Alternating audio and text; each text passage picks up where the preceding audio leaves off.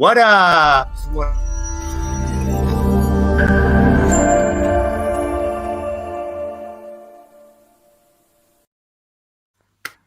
What's up, everybody? Sabar. Hello, what's up? I said hello too fast. This is called amateur tersilap. Tak apa. Sekali-sekali boleh. Not a problem. But I thought between the two of us, you're professional. I'm the amateur one. That's what I thought.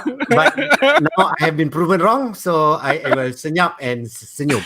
I'm still trying to see whether it's going live on my page, but apparently it's not. So tak apalah, kita bercakap and then I will share. Okay, for those of you who don't know, what's up? My name is JJ. Thank you so much for watching us. The champion here is Rafiq, and Rafiq is from Vantage, and they are apa korang? Please explain what's Vantage. Okay, so Vantage is a licensed financial planning firm and financial advisory firm. So we're licensed by both Securities Commission and Bank Negara Malaysia to provide personal financial services to clients. That's the simplest way. In other words, kalau diorang do wrong, they will be in trouble because got people watching them. As simple as that. So we're actually, as an industry, financial planning is actually still small. Yes. So there is about 1,000 licensed financial planners in Malaysia as we speak. Okay. So you think lah. So basically, it's the size of probably like a sekolah menengah. So okay. then you have like two principals like looking over you. Okay. Or cikgu disiplin lah. Cikgu disiplin. Cikgu disiplin yang akan rotan kalau salah. Yeah. And rotan is not physical rotan, but masuk jail kind of rotan. Masuk jail, kena penalty, and bahaya. The penalties can go up to millions. So don't play. Bukan senang aja. So if anybody want to buta kata they all financial planner, don't believe them, because you have to go through certificate and all that. The reason why I tengah stalling acting like I terror is because I am trying to share it on my page. Okay. It's okay. Yeah, but then you can see your professionalism. You can do two things at the same time. I'm trying. But the truth is, I'm failing miserably. But boleh. Still trying to figure it out. Okay, so that's how you think. I'm looking up, down like that. Okay, for everybody who's watching this, we want you to join in and ask any questions. If you got a specific question when it comes to financial planning or anything, get in touch with us, ask us, and we will try and answer. And for those of you who are just watching, there's so many. This is like the third time we're doing this, right? Yeah, the third official one lah. The first one was when sengaja buat je. Sengaja buat. No, the first one is dipanggil kesian JJ. Jom kita tolong dia. And then it moved on to the rest. So and the rest, the fun part is we are trying our best to help everyone as much as I got help. So if you've got any financial questions, please do ask. Bear with me sekejap. Sebab I ada iPad, I'm asking my page any financial questions. Okay, sekejap. Everybody just calm down. Don't panic. Now. Okay. Right post. Okay. Ask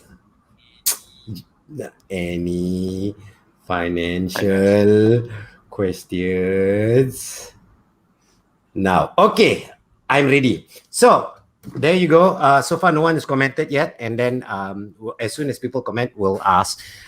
We've covered so many subjects. We've covered, first of all, what is a financial planner. We've covered so you got to watch our previous video. We covered how much you need to have a financial planner, or when is a financial planner comes in handy with the amount of wealth or the status you are at. That one should have covered. We covered last week about the budget, which is still being discussed, belum confirm lagi. So that one is still up in limbo land, and we've been watching the parliament closely. That's all I'm going to say. It depends on your perspective of what's happening. Either you'll be laughing about it or you'll be crying about it, but it's up to you. But now we want to know from your point of view, or what's your questions you have when it comes to financial planning. Just before this, we before we go on, we normally berchit-chat first lah.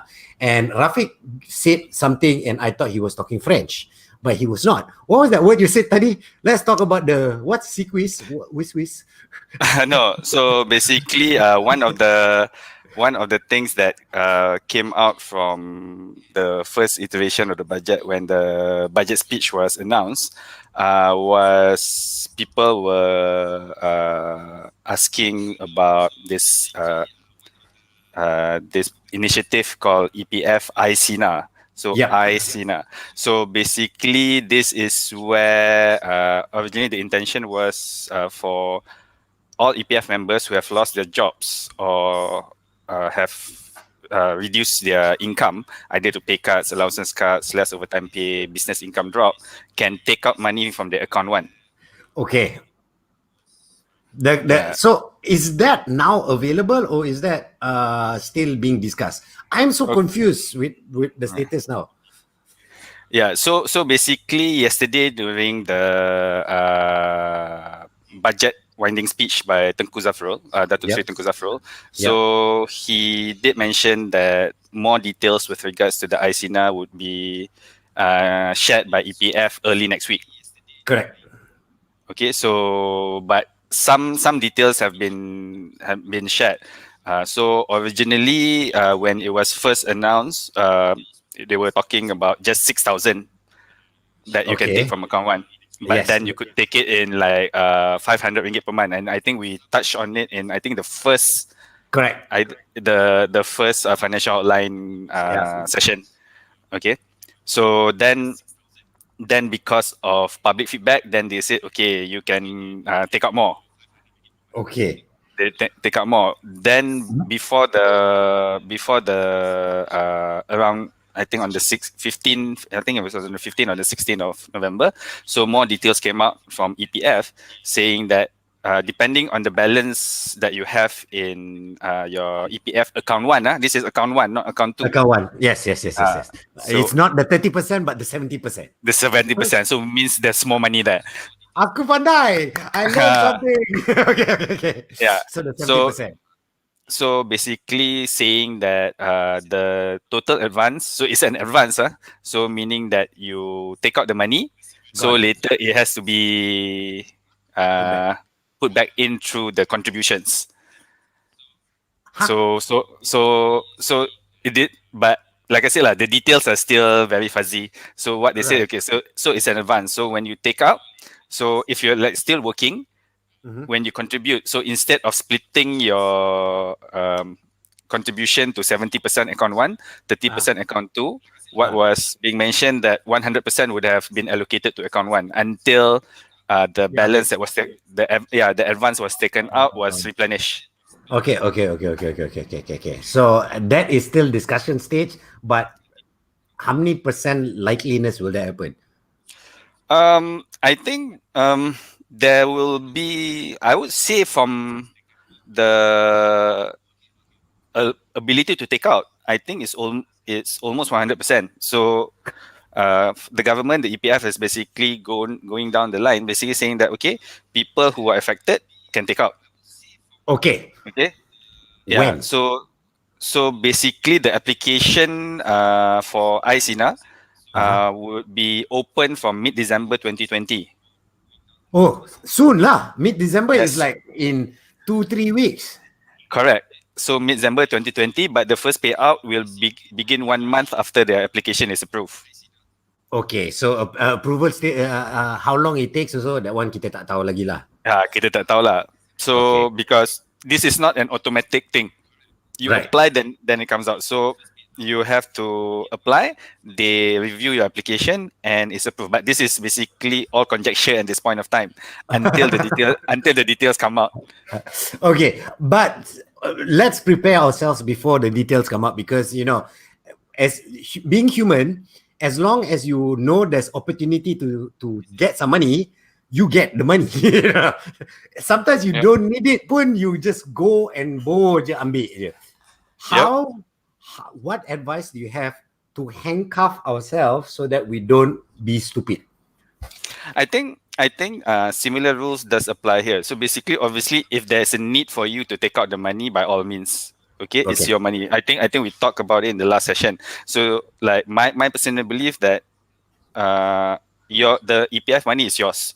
So if let's say you're in financial distress, you should be allowed to access that money, because to me, and something that still boggles my mind, that somebody can be declared a bankrupt, and still even got money in got a lot of money in EPF. So that one still doesn't make sense to me.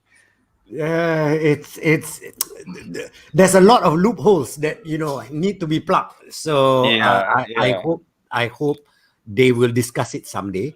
So I'm just trying to be as PC as possible sebelum orang like, oi, korang ni jahat. We are just speaking very frankly here, so that we like I said, we are trying our best to understand. Me as a novice, trying my best. He Rafiq as someone who's more well versed. I'm not saying he is 100% tahu semua. Whoever can claim that means they're all Superman. But I'm saying he's more well versed, so that's why he's here to help us out. So we've got more questions when it comes to the ICNA. The ICNA is still up in the open. Let's go to the first question. What should I use as to benchmark my investment? On what? Investment what? That's a for me, I find that a very vague question, but you seem to understand it. Yeah, so true. I actually agree to your point that it's actually a very broad question. This is a very broad statement. So, but what we generally tell our clients when we talk about investment is it should be benchmarked against your goals, not benchmarked against, let's say, gold, or benchmarked against stocks, or benchmarked against property market. It should be benchmarked against your goals. Understand. So each benchmark is depending on what you hope to get, which should be what you need, not what you want. Correct? Yes, something like that. Yeah. So an example. So I just give a simple example. So basically, when we do our clients like goal analysis. So example, one goal that most people will have is retirement. Yes. So how to build up your retirement fund. So we will take into account what they want to achieve when and what they have now. So now, and then we will calculate what needs to be done from now until their retirement age. Okay. So, and there will be certain assumptions in terms of returns, especially on the investment side. Correct. And also, do you take into place the variables that can happen when in marketplace?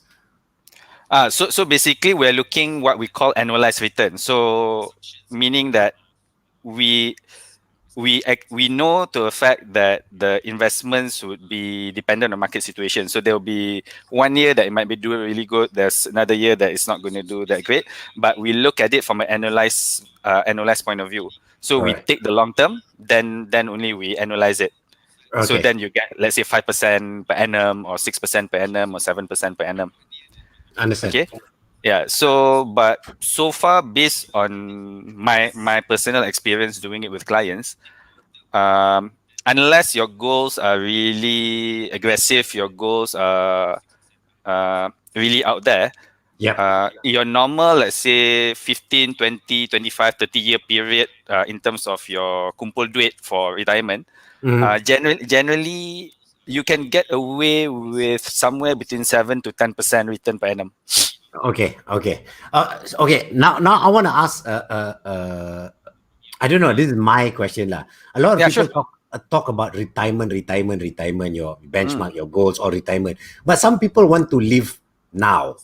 How can we live now and at the same time save for retirement as well?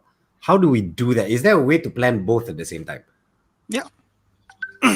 So basically, actually, me and my partners, we were having our monthly catch up today, actually, this Okay. afternoon. So one of the things that we were discussing was actually the question that you just asked. So Okay. because there is this big misconception about what financial planners do. Yeah. Yeah. Yeah. So when there are people out there who don't want to see financial planners because their perception of financial planner is, oh, you cannot spend, you cannot live in the moment. No, betul. That's my same mentality. That's why I'm Yeah, asking the question. you cannot live in the moment. You cannot have your daily Starbucks. You ah, cannot ah, you cannot do ah. this. You cannot do that. But to me, that is actually not true. So Okay. the thing is, first is based on affordability. Right. Okay. Okay, Okay. so we would look into your future goals and your current ones. Yeah. Then we will find the balance. Right. Okay. We will find the right balance. So basically, okay, in order for you to achieve your retirement goals, but at the same Uh-huh. time have a lifestyle, because there are certain people that say, hey, if I save for my retirement, like contoh EPF, right? Then I don't get there. Then rugi lah. No, correct, 100%. Like for me, I when it comes to finances, yes, I want to save the rainy day. Yes, I want to save for my family. Yes, that's yes, 100%. But I also wish to have like once a year pergi enjoy without any worries. You know what I Yeah, mean? So the planning of that sometimes is not easy for a layman to understand. yeah. Do you all So, help? so yes, we do. So basically, okay, if even okay, I would give my personal example Right. on a yearly basis. So what I do on a yearly basis, I prepare my annual budget. So Okay. Okay. similar like government has their present budget. So I prepare my own budget. Okay. So in my budget every year, I already said, okay, so this is my commitments. Okay. This is my commitment. So loans, financing, all that. So insurance, takaful, money that I put aside for children's education and everything. Okay. Then also money that I need to put aside for retirement funding. So Okay. my own retirement. But at the same time, I also then put things that I would like to spend on leisure. Uh, so you have a leisure budget sekali lah. Yeah, yeah. So one of the leisure budget that me and my family spend is quite we spend quite a lot on traveling. Fair enough. I mean, like We if you can afford it, you. I mean, like you're only young once lah. correct. Yeah. So but the thing is, when I do that, there are trade offs. Okay. There are trade Okay. offs. So the money. Okay. To be honest, the money that I spend on traveling, I can probably pay for a Mercedes punya monthly punya monthly. Paham. I know what you mean. So, So so but you then go I don't buy the car and also correct, go travel. So that's what I'm correct. talking about. Trade off. Trade off. Understand. So it goes back to your priorities, what you want, Correct. and if you do want to travel, then during your current days, ambil LRT lah. Don't lah like lebih nak Uber. It's Uber pula. Grab all the time Yeah. and So coffee because all the time. Oh, okay. Understand. until like 2 months ago, Yep. I was still driving my first car that I bought when I started working in 2004. I totally understand because I remember when I was on radio last time, hits morning crew glamour je, but I drove a Klisa. Semua orang lain Hey, bawa BMW. hey, gang, bro. Okay, Gang. it's an awesome car. Okay, so I was Yeah. driving the Kalisa for the longest time, even though I was Hits morning crew, and everybody say it doesn't fit the image. I'm like, image apa? Nobody can see me. I'm driving. I'm a radio DJ. I don't care, but I wanted to save money for like expenses, houses. That's how I managed to save a lot Yeah. in the long run. So Yeah. yeah, like, I understand Totally. on what you mean by trade-offs and all that. Okay, Yeah. fair enough. Okay, now it's totally side. Let's look first. Question dari orang-orang lain. Remember, guys, if you got any questions, just put it in. We will try and answer it ASAP. What's your opinion for people to use the EPF from ICINA for stock or high risk? High risk. Ni nak cepat kaya ni. So, this is my question. Sorry. That's my opinion. Rafiq, you go ahead. What do you think? Actually, to be honest, I wouldn't agree with it. Okay.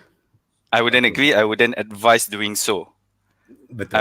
I wouldn't advise doing so. So I would if let's say you want to take out the money in order to beef up your emergency savings, go ahead. Okay, Right. if Yeah. you want to take it to pay off your credit card debts that's mounting because Tak ada you have gaji. lost tak ada gaji apa, then Yep. go ahead. Yep. If you need to take it out to buy daily necessities to pay for electricity bill that you haven't been able to pay, go ahead. But taking out the money specifically to then invest in high risk investment and everything, so you in the question itself is already you understand the risk. That's right. High risk. Yeah, you understand the risk. So uh, the from an investment point of view, I think we also mentioned it in previous sessions. Yep. In you need to understand what we call a portfolio. So there are reasons why certain things you don't put all your monies in one basket, all your Right. eggs in one basket. Correct. Okay.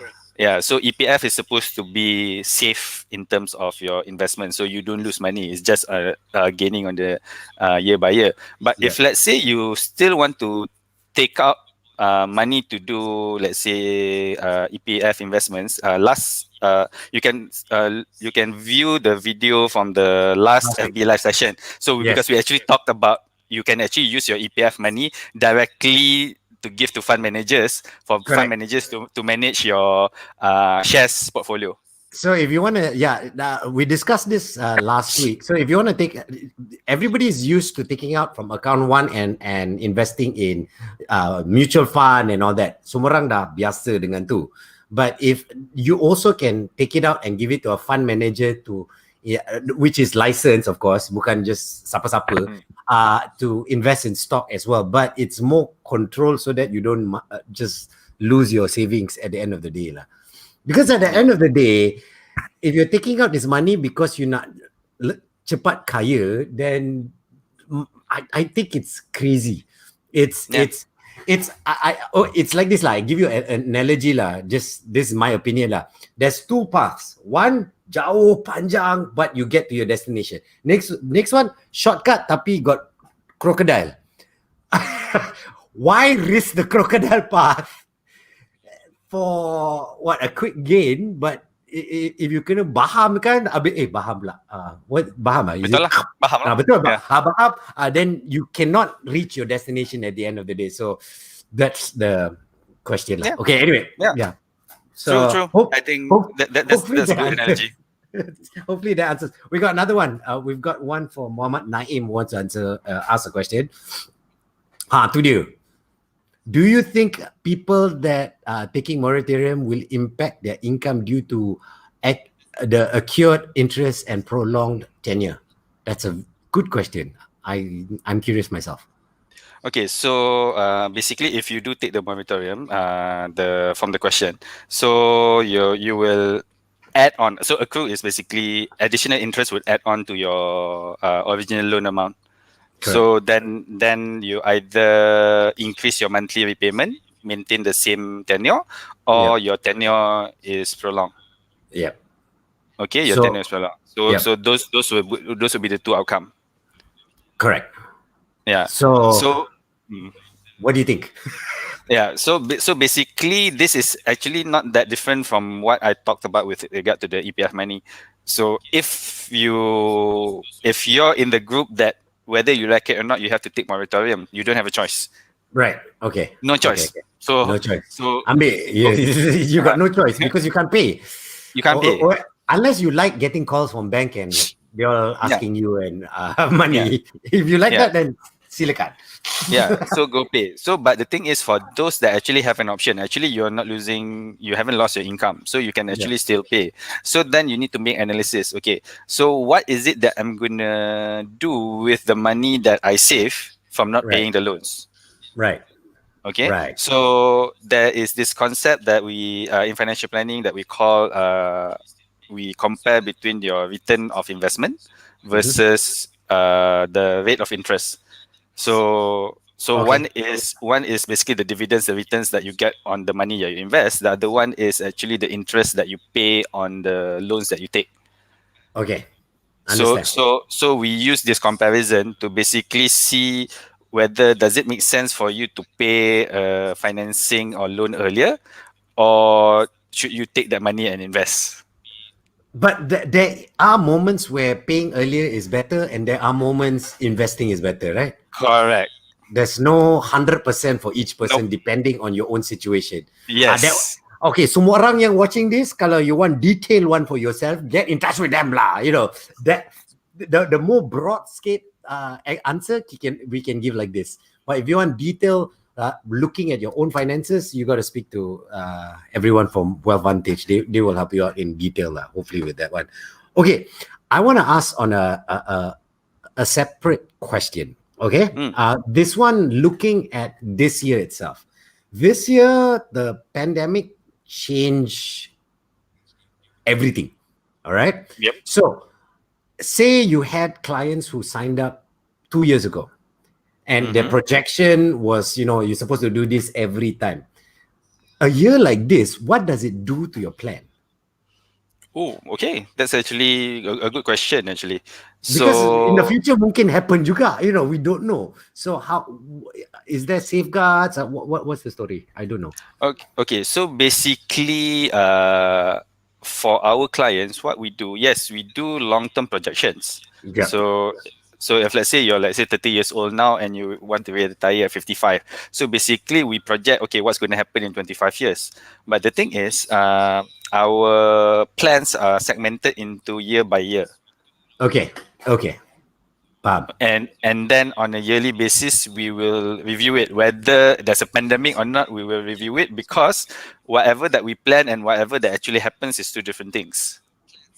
Correct. Okay. So example, in a normal situation, so when we do the planning and everything, we generally don't take into account things like potential increments. Example, we don't take into account bonuses into the calculation, because those would be assumptions, those would be variables that we can control. But in actuality, it happens. Correct. So that is surplus lah. That would be then a surplus. Or on the flip side, so we don't, not to say that, but we don't include, let's say, expenses that we're not sure whether you're going to incur it or not. But sometimes it does happen. Understand. So then that requires us to be agile, to be flexible with the plans. So basically, once additional inputs is then received, we will then update the projections. Okay. And then the plans moving forward will be adjusted based on the new baseline.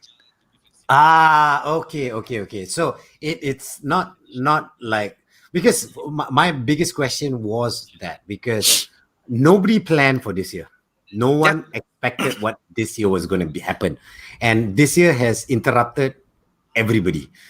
No matter who you are, atas ke bawah ke 1% ke small percent ke big majority, it affected everybody in a way, in different ways. Some people made a lot of money thanks to the pandemic. Some people lost a lot of money thanks to the pandemic. So that's why I wanted to ask the variables and when it comes to projections and stuff like that. Because if you're already set in stone, like, okay, everything has happened, then like this year happened and then that person loses a job.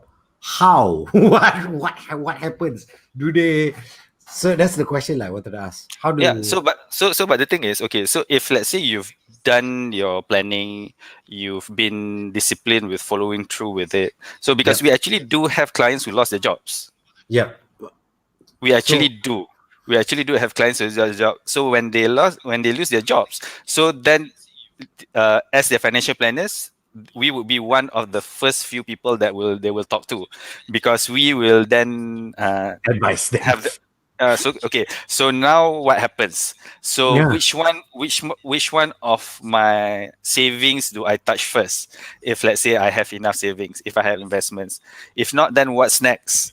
So do I need to start, like, example, so do I need to start cutting down on things of my insurance or takaful? What do I do with my loans? What do I do with expenses? So we will have that hard discussion, but we will talking based on facts. So Correct. how long would you last? But the thing is, even in that, we will then still tell the clients, okay, so this money will actually last you how long? But you cannot just sit down and do nothing. Don't do this. Help, and then do Yeah, nothing. Tak boleh, tak boleh. yeah, You gotta, and then you keep spending because whatever additional ringgit that you gain yeah, would then stretch your savings further. So, understand. example, you might have been earning a 20,000 income before, then you lost your job. Correct. Okay. Okay, Yeah. and now you find jobs or you do business or you drive Grab and everything, so you can get 5,000 a month. 5,000 getting 5,000 a month is still better than getting zero. Correct. 100%. Yes. Agreed. Yeah, so do something. Don't just sit around. Take some time to digest and everything. But once you have digested it and everything, so then do something. And if you're one of those that have been affected, talk to somebody. Right. Yeah. Talk to somebody Correct. because sometimes when, well, basically similar to your situation lah, like sometimes when you try to solve things yourself, when you're already stressed, when you do it, you only see You got like blinders. blinders. You got Yeah. blinders already. Whereas if you then talk to another person, that person is not affected by a problem. Correct. They can That think person, straight. they can think straight, so they might be able to see solutions that you can't see. Right. Okay. Betul. So there you go, guys. Another reason why you should have, if you can afford it, if you fall under the category, we've already explained who should look for financial planners in our videos before this. But more or less, in a nutshell, if you're earning what 5,000 above and you've been working already for about 5 years, then only look into financial planning because you already have a baseline to jump off from. If Yeah. did I get that right? Yeah, to a certain extent, yeah, it's correct. But the thing Yeah. is, even if let's say you can't afford a financial planner, Yep. so you can still access some of the basic informations. So we did mention it. So Yeah. we actually have our Facebook page, our websites, our Correct. blogs actually share financial tips. That's free. Yeah. Yeah. That is Yeah. free. So you can go there and because the content is not generic content, it's actually content that is written by licensed financial planners. So Okay. it's content that is verified. Okay. Okay. Yes, Bagus. it's See. content and it's free. Yeah. Yeah. Okay. I've got a personal question. When it comes to finances, tu dah tu. Follow. Semua orang social media. Okay. I saw the thing popped up. I terkejut. My question is, a lot of people talk about diversifying your portfolio and having a broad portfolio when it comes to ways you plan towards the future. What does that mean? When people throw words like that, a lot of people like, yeah, agreed. My portfolio is wide. Tapi dia sebenarnya tak tahu. What do you mean by a wide, diversified, safe portfolio? Okay, so I'm trying to think how to explain it in the most layman term. But the thing is, if I'm using jargons, then we have JJ to help to Betul. remind me. Use. I'm the financial whisperer. I'll try to explain it. Go. Okay, so basically a diversified portfolio is basically like I mentioned earlier, putting all your eggs in different baskets.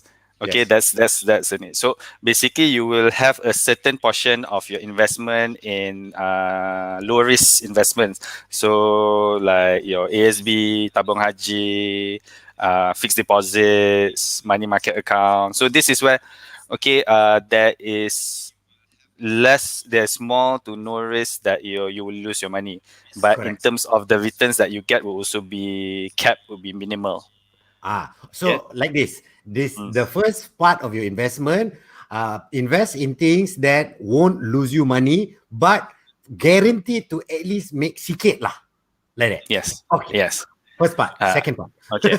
So the second part to it is then you start each percentage of that, you then start increasing the risk that you take. Okay. So this is where then you start going into things like bonds, unit trusts, dividend stocks. So Okay. your blue chip stocks that provide you dividends. So this is stocks that don't fluctuate lah in terms of their price. Right. but they give you good dividends on a yearly basis, so it adds on to your investments. For To your people who investment. don't understand dividends, is if you buy stocks at the end of the year after they do the AGM, I think that's when they plan out dividends, right? So when the company does the AGM, they plan out how much people who own stocks will get returns from your investment of that stock. Betul? Yes. Yeah, So something like that. it's like a fixed deposit lah, kind of. If you want to try and put it in a sense that you paham is you put your money into the stock and then it just grows and then you just take the interest that keluar. That's what dividend is. Yeah, something like that. Okay, cool. Boleh. I'm trying to explain to Yeah. people the dividends. All Yeah. right. So then further diversifying it, then you add on more high risk or more exotic investments. So then you're going into the realm of your small cap stock. So this is your smaller companies in Bursa where you don't get dividends. The only way you will earn money is The actually stock goes. by the stock goes up. Yeah. Okay, or commodities. So like oil, gold, Right. uh, What all that. is Palm forex? oil. Is forex a smart investment? Uh, okay, so the thing is, okay, so banks actually do trade forex, Yeah. but the difference is when bank trade forex, they don't use what we call leverage. I have no idea what that means. I've Okay, never gone through so leverage. so Yeah. so basically, leverage is basically you are actually borrowing money to a certain extent in Uh-huh. order to being able to trade a higher amount. So Oh, example like a leverage of let's say 1 to 1 means that you're not borrowing any money, so you're using 1 ringgit to trade one so, ringgit. all right. Yeah, so 1 to 10 means your 1 ringgit is trading 10 times. Oh, okay. How? Okay, that's already too technical Yeah, that I have yeah, no clue. But I understand what you're talking about. So that's yeah. what leverage means. Okay, Yeah okay. so and about people talk about the statistics that 95% of people who trade forex actually loses their money. It's another thing that is uncertain. Okay, cool. So now it's one of those questions that I've always wanted to ask, but I didn't know who to ask. Okay, if any of you got any questions, letak in the comments. We will answer it as best as we can. But if y'all don't answer, you know lah, JJ is going to get free knowledge sebab korang tak nak tanya segan punya pasal. I don't know why. My question is, when it comes to the breakdown of your pay. Say your lump sum pay berapa you dapat monthly is 100%. What should be the breakdown of percentage of savings, percentage of leisure, percentage of all that? Do you have a rough blueprint? I'm not saying everybody sama lah, but I'm sure you have a rough jump off point. Yeah, so basically there is rough guidelines, but the keyword is guideline lah. Yeah, guideline lah. That's why I'm saying like guideline lah. Yeah, So it's guidelines. So it's not to be used as gospel. It's not to be used as like okay, 100% you ikut to 100%. yeah. Yeah, Understand. must follow. So first is that okay, your loans should not be more than 30% Okay. Of your pay, your full pay. of your pay. Yeah, of your full pay. Okay. Shouldn't be. Okay. Okay. So means that if you let's say you earn 10,000 ringgit, you should not be paying more than 3,000 in terms of your loans Correct. monthly. Ooh, you know how many people suddenly like, huh? How many No, people because most people are 60%. Correct. No, because I've said that's what I'm saying. How many people when you said that they just went, huh? You good? You know what I mean? Okay, never mind. That is just a rough guy. But Yeah. okay, but 30% is a safe thing. Now you've got 70%. What do you do with 70%? Okay, so then another 30 to 35% is for your monthly expenses. Okay. Paham. So this Okay. is your makan, your traveling, all that. The daily expenses lah. Daily expenses. So if you take about 35% lah, so 30 plus 35% lah. So you Okay. already have you have 65. So now Correct. you have remaining 35. 35%. Yes. What do you Yeah. do with 35%? Okay. So then my idea is at least if you can save about 25% of it. 25%. So that lets me 10 for investment. No, including lah. When I say Oh, oh, save, oh. So save 20% is save as in 25%. investment. Oh, 25. You're talking about investment and saving for the future and dan Yeah. lain-lain lah. Yeah. Oh, okay, okay, okay, okay. Then Yeah. then So it makes more sense. then 10% is for you to do whatever you want with it. You save, so that end of the year you've got a lot of percent to go for nice holiday. Yeah.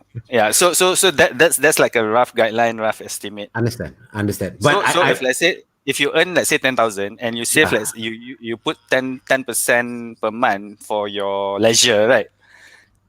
To do whatever you want with it. So in a year it's already 12,000 ringgit. that's why that's a lot of money. Okay, that's a Correct. nice holiday. Nice holiday, or now people are talking about PS5. Either or lah. You get a Uh, PS5 if you got Bini, then the Bini will sooner you. But anyway, my PS5. Huh? Okay, so you said 30%, and then someone heard that, and now they panic. Okay, alamak, mine is 60%. Is it wise to try and get rid of some things now? If they yeah. if they heard what you said and go, oh, okay, that makes sense. I better get rid of my beban, and let go of a few things. Yeah. It's actually paring down your debt generally is a good thing. Yep. Okay, reducing your debt. So because in Wealth Vantage, we actually one of the things that we do training, we do seminars to organizations. So because we are a HRDS certified company, so we go out, we do trainings in GLCs, multinationals, government, Right. all that. Okay, and in one of the sessions, we usually talk about your cash flow. And part of when we talk about your cash flow is we talk about debt management. Right. Okay, so and then usually during this, one of the items that we mentioned is like basically just now I was saying about 20 to 25% saving. So but then I during the training and everything, just for shock and awe, so I said, can everyone here save about 60% of your income? So obviously then everybody is looking at me like, Kau gila okay, ke? Kita yes, jawab correct. KL. Uh, kau gila ke? But then when you start like showing it, say, okay, so why is it so hard to understand of think that okay, I can actually save 60% of my income versus actually taking loans up to 60% of your income. Fair enough point. But okay, this Yeah. lah, So no offense lah, because the older we came from a generation where the older generation say, good, don't worry about the loan, buy a house, sure untung. correct.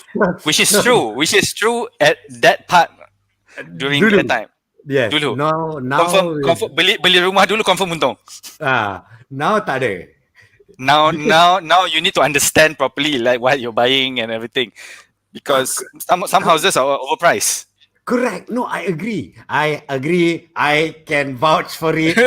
Please look at my past history, and then you'll understand why I can vouch for it. Oh my god, I went through hell. But like I agree. Like the generations before, like my parents bought a single story terrace in a very affluent place.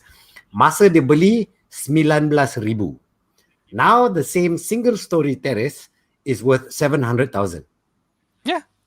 So last time investment bagus. Sekarang yeah. Okay. For those of people who don't understand, how can prices of houses be inflated? Okay. So prices of houses becomes inflated. It's your basic supply and demand. Okay.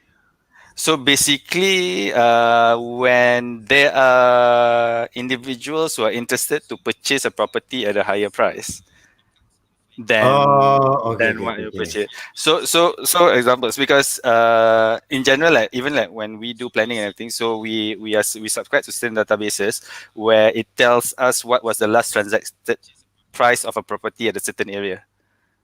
Oh, you all got, Yeah, oh, I see. So you have access to that kind of database. Bagus, yeah, bagus.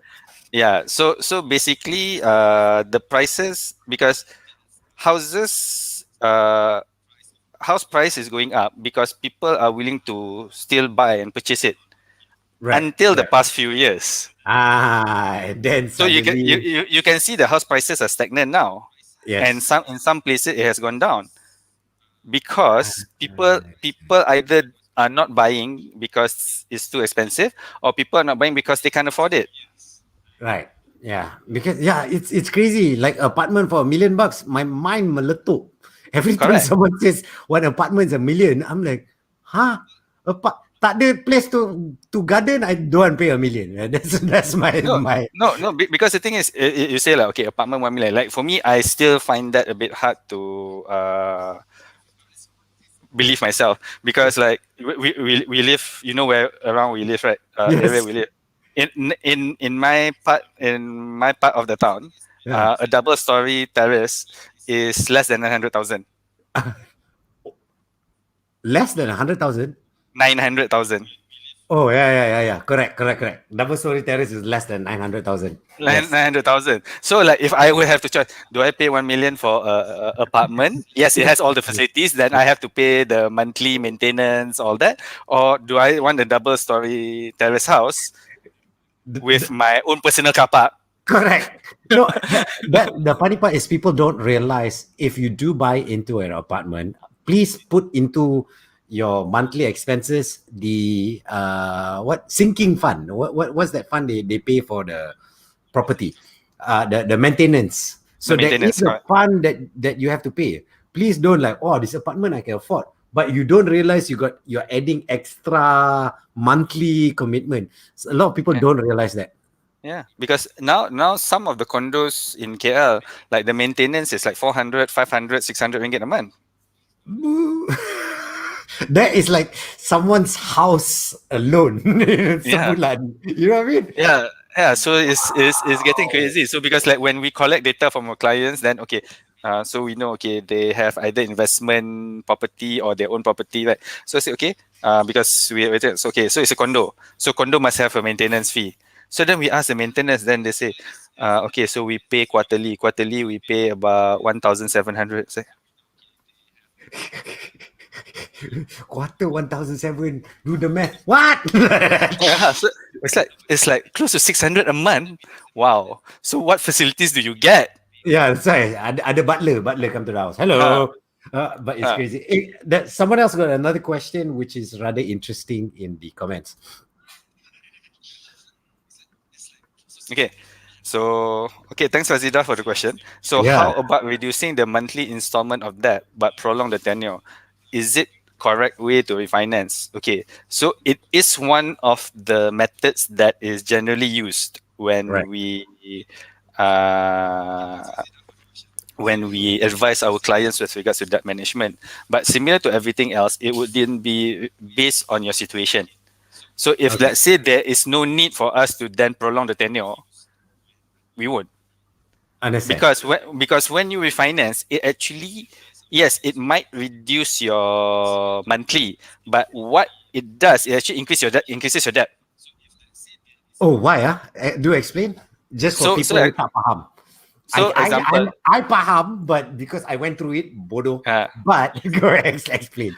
so if let's say you refinance your house, Yes. okay, so refinance a house, so when you prolong the tenure, yes, you can reduce the monthly. Yeah. So because you are extending the tenure, but what happens is that you will also then add up to potentially 5% of the amount that you're borrowing due to what we call moving costs. So this is your new MRTA, your legal fees, your valuation. 5%. Yes, up to 5%. That's not small. That's not, so basically, if let's say your refinance amount is let's say 1 million, you're talking about additional 50,000. Itulah. Holy crap. Okay. A lot of people don't see benda-benda macam tu. Okay. That's a, hopefully that answers the question. Hopefully that helps. Yeah. So basically, that's why we said when we advise a client to do refinancing, we take into account that the pros of doing it is more than the cons, the impact to your financial. So there is more benefits of doing so instead of not doing it. So basically, one example that we're doing it. Okay, basically, like right now, you have so much, let's say, credit card debts, personal loans, and everything, and on a monthly basis, you are struggling to make ends meet. So basically, your cash flow is like you're teetering lah, like nyawa-nyawa like ikan. nyawa ikan, right?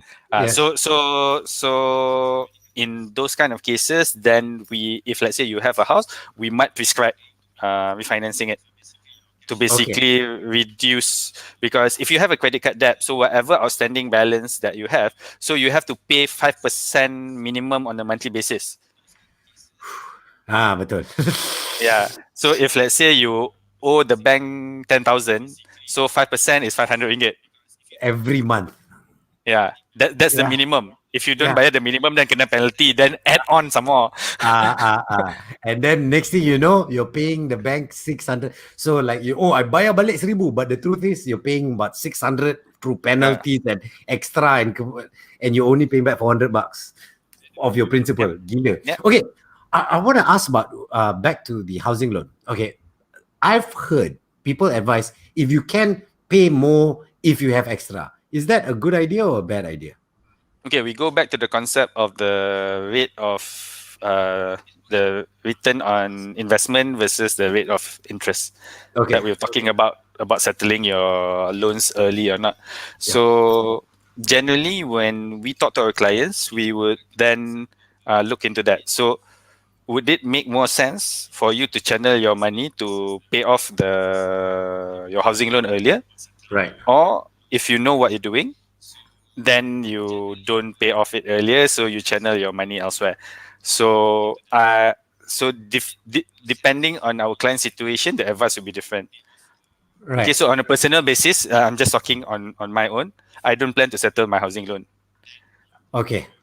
I don't plan to Why? So basically, because I can use that money in a more effective manner. I understand. Because you have a place where that money can grow. Correct.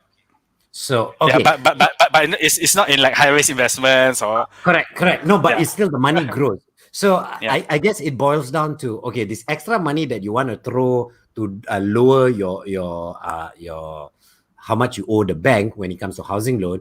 It depends on if you throw it, if you keep it, will you be able to make it grow? Or are you just going to waste it? If you're going to waste it, then throw it into the housing loan to make it lesser. Does your interest rate drop if you pay faster when it comes to housing loan? Okay, the interest drops, not the interest rate. Oh, okay, the interest drops. So the interest is based on how long, the tenure, right? So the interest actually is based not on the tenure. The interest is based on the principal. Oh, okay. Sorry. So basically, if you dump in more money to pay off the principal, then the total interest that you pay would drop. But the thing is, you need to be careful, because actually when you want to dump in more money to reduce your principal, you actually have to inform the bank properly that you are paying to reduce the principal. Oh, so if you don't inform the bank, what will the bank assume? Installments. So you're paying the installments in advance. Oh, so you still nothing changes. Nothing changes. It's just that you're lending the bank more money lah. Oh, dude, you know how many people don't know that? I admit I didn't quite understand that. I have had people tell me if you do that, you got to inform the bank. In my mind, what? Shouldn't the bank know I'm paying extra? And shouldn't they know it's so you have to, or else they'll just assume. Yeah. So they will just assume. So basically that's standard SOP. So this is something that when I first started work, so I had some financing. Extra. Yeah. So I had, let's say I received money from bonus and everything. So I went to the bank. I wanted to pay to reduce the principal. So then when I went to pay the principal, so I just fill out the form. But then at the counter, the person at the counter asked me, Cik, you nak kurangkan principal or you nak just for advance installment? So then I asked at that time lah, no, this baru kerja, no CFP, whatever lah, right? So then I asked lah, what's the difference? So similar lah. So if you tell reduce principal, then your principal will reduce, so your interest moving forward will also be reduced for future payment. But if you put advance installment, so it's just that next month and until the advance installment is finished, then the bank won't tarik your money from your gaji lah if you have standing instruction. Oh, wow. I never knew that lah. Okay. Something new I learned. Bagus. So in other words, if you got extra money and you think I think you have to tell the bank, this is for my principal, kau jangan pandai-pandai. Yeah. So yeah, it's actually sounds something very simple. Yeah, it's not. It's not simple. It's not. Wow. Yes. See, nasib baik I tanya. I know I'm asking a lot of personal questions, but I'm learning a lot because I'm your prime example of think they know a lot, but the truth is tak tahu. Yeah, but that's the thing. So but what you learn is on a personal finance is either you learn it through experience. Yep. You learn it from people who are more senior than you, so your parents, your uncles, your colleagues who have makan garam awal daripada you. So, but the thing is whether that's the right thing or not is a different thing lah. Yeah. That's generally how most of us learn about finances, about how to manage finances. Then this is before Google time lah. But even Google can lie to you. Yeah. If you trust Google with everything, you are asking for trouble. Especially look at health, like, my chest pain. Google, you're having a heart attack. No, it could be something else. So it's best go to professionals, ask them, and they can cater your plan to yourself. All right. So that's why I'm saying, go check out that. Look up there. Wait, up there. Can you see there? At wealthvantage.my. Pergi sana.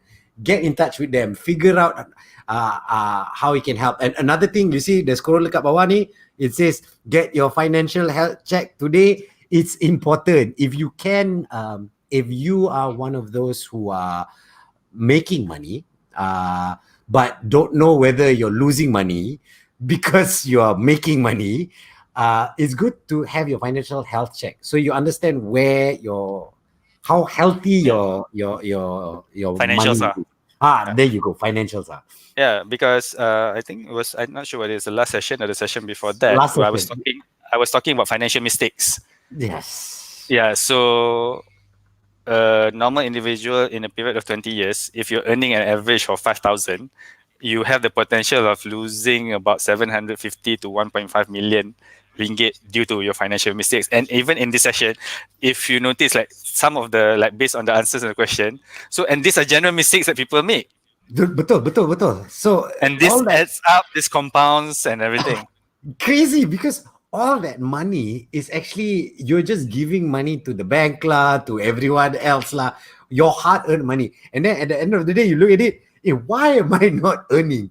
I earn this much, but I can't save. Sebab your money is going the wrong places. Even please look at our past talks. We even talked about insurance and investment, two different things. It should be separated. But is that one hard questions about most of the time insurance agent is your friend. We've cleared that part. Susah. Okay, we're going to hit 1 hour already. Is there? I know you guys got a lot of things going on at your Facebook page and all that, like you explained. What else can people learn from the Wealth Vantage page? Oh, what else happens on the page, just in case this is the first time they're seeing it? So we will also have webinars. Okay. So we have live webinars in which is open to public. So it will be on specific topics. So so basically you can go there, but it's also the recordings are there for the past webinars. Yeah, so there are topics on cash flow management, on debt management, estate planning, insurance, takaful, all is there. So if you jenis malas baca, right, watch the videos. Betul. If you don't want to watch also boleh, just tidur dengar the suara and then you go say the thing. Just the information. All right, cool. Hey guys, y'all, I don't know why segan tanya soalan, but I know y'all just dengar sebab very good questions. Please keep the questions coming in the next time around we do this, because we're already 1 hour through this. Kita dah berborak dah 1 jam. But yeah, keep the questions coming in. I'm sure the people at Wealth Vantage will try to answer you if you continue this comment session. So share this video with all your friends. Share it. Yeah. Please share it with your friends, your family. Share it as soon as your mom sends you one conspiracy theory on WhatsApp. Send her this. Okay, so you return with mom, watch this video. It's good for your financials. Learn. So, but the thing is, but this is actually normal. When we have public sessions, people generally, I'm not sure whether it's a Malaysian thing or it's a financial thing, where it's a Malaysian thing. So people malu bertanya, in a person, because they don't want, to a certain extent, people like looking at them. Okay, why are you asking that question? Yeah, no, but there's nothing wrong. I ask a lot of questions that is very sensitive-ish, kind of, but at least now you all know about your own housing loans and all that. Yeah, but the thing is, like, once the session is off, right? So then people would start PM. PM tepi.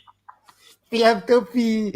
Korang ni slide into my DM for different things. Oh, yo, nonsense. Yeah. So the PM tepi lah. Like even you also say, right? So yeah, you do this, then suddenly like people message you, hey, how about this? How about this? But during the session they don't ask. That's why korang ni nonsense. Okay, the next time, like I said, the reason why we're doing this is we're trying our best to help as many people as we can, because we know the situation is tough. And once again, thank you, Rafiq, and thank you, Wealth Vantage, for doing this, man. It's actually means a lot to a lot of people. Yeah. So I think for the viewers, either those that are watching live or those that are watching later. So if let's say you have any questions, you're welcome to contact us at any of the social media, or even contact like GJ or myself with your questions. If let's say you don't want your name to come out, so as asking that, so at least then we have the questions, then we will then still flash the questions up, but we won't show who that question is from. So we are helping you keep your anonymousness. Yeah. Okay lah. Okay, we don't want to extend this too much. Once again, thank you so much for an awesome session. I'm sure a lot of people learn a lot, and until we meet again, we're trying to do this every 2 weeks. So if you segan, ask us before the session happens. Yeah, then we'll compile all the questions. Betul, because everybody tunggu last minute. Last minute is not the thing to do. The interest is tinggi. No, but that's a Malaysian thing, what? Itulah. On the way. On the way. Sebenarnya masih kat rumah. Nonsense. Yeah. But thank you very much, everybody, for watching this. Share this as much as you can. Continue this conversation right now, and make sure you have a healthy financial situation. Trust me, find out from professionals, ask them properly, so that you know how you do not lose money and instead make money. Okay? So, tu dia. Okay, everyone. Thanks for watching. Have a nice weekend. Ciao. See you. Ciao.